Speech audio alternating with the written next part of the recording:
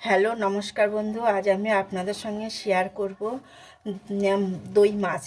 দই মাছ তৈরি করতে আমার লাগছে টক দই, পেঁয়াজ বাটা, আদা বাটা, রসুন বাটা, ঝালের গুঁড়ো, জিরের গুঁড়ো, ধনে বাটা, আর লাগছে পোস্ত বাটা। এবার আমি কড়াইতে দিয়ে দেব তেল।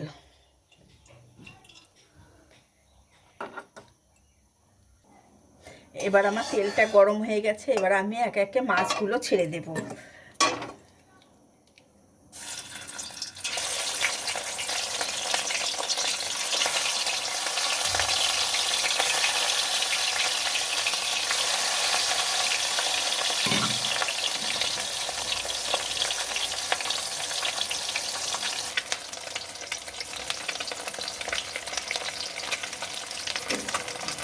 এবার আমি মাছগুলো উল্টে দেব।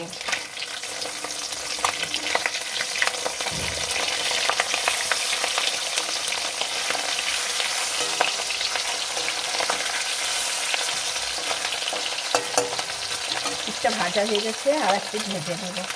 এই পিঠটা ভাজা হয়ে গেছে, আর একটু ভেজে নেব। এবার আমার মাছগুলো ভাজা হয়ে গেছে, এবার আমি মাছগুলোকে তুলে নেব।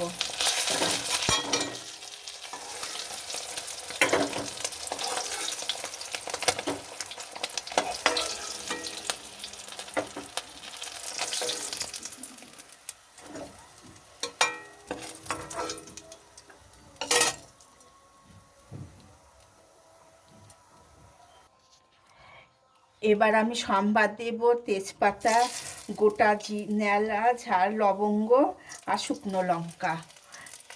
এটা এবার একটু ভাজা ভাজা হয়ে গেলে এবার দেব পেঁয়াজ কুচি।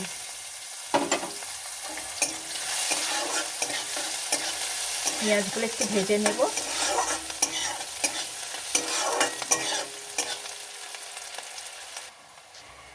এবার আমি দিয়ে দেব পেঁয়াজ বাটা।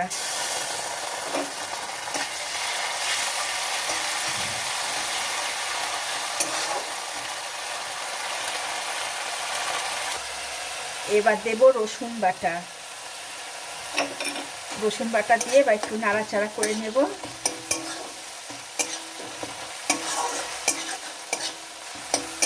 একটু ভাজা হয়ে গেলে সব মশলাগুলো ছেড়ে দেব। এবার আমার পেঁয়াজগুলো ভাজা হয়ে এসছে।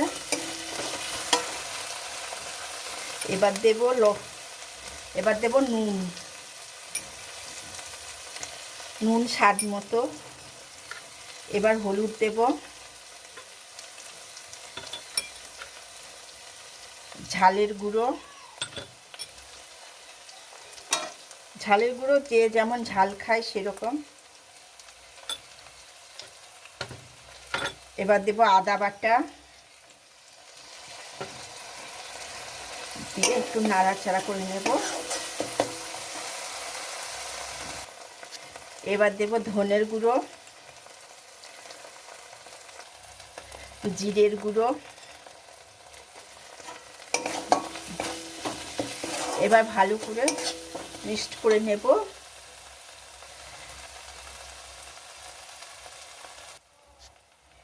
এবার দেব টমেটো সস।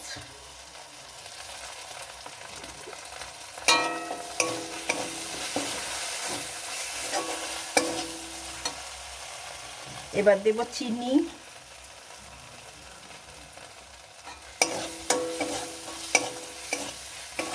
দেখুন বন্ধু আমি কেমন করে করছি, আপনারা একটু ধৈর্য ধরে দেখবেন। এরকম করে রান্না করে খেয়ে দেখবেন, খুব ভালো লাগবে।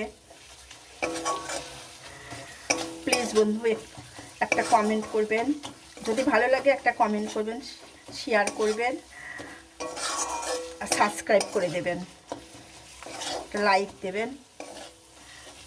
এভাবে খেয়ে দেখবেন বন্ধু, খুব ভালো লাগবে। এবার দেব পোস্ত বাটা।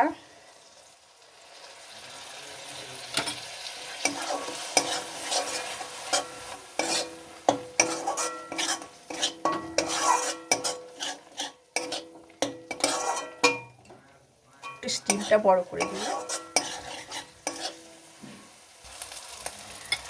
একটু জল দেব, জল দিয়ে একটু নাড়াচাড়া করে নেব।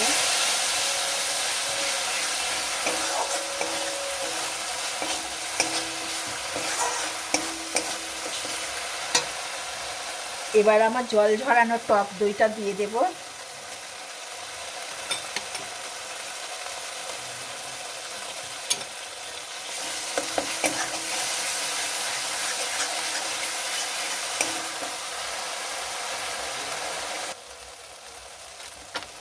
এবার একটু জল দেব, জলটা ফুটে গেলেই মাছটা ছেড়ে দেব। একটু কষিয়ে নিয়ে জলটা, এবার এটা আমার কষানো হয়ে গেছে, এবার আমি জল দিয়ে দেব।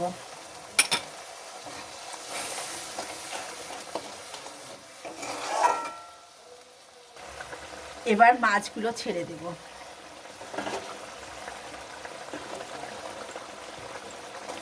একটু ফুটে উঠলেই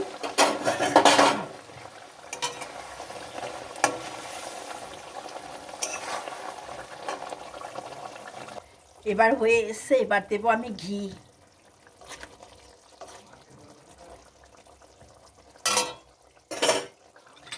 গরম মশলা,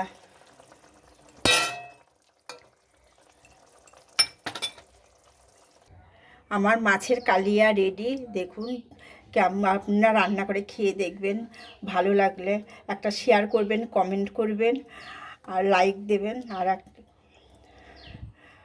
সাবস্ক্রাইব করে দেবেন।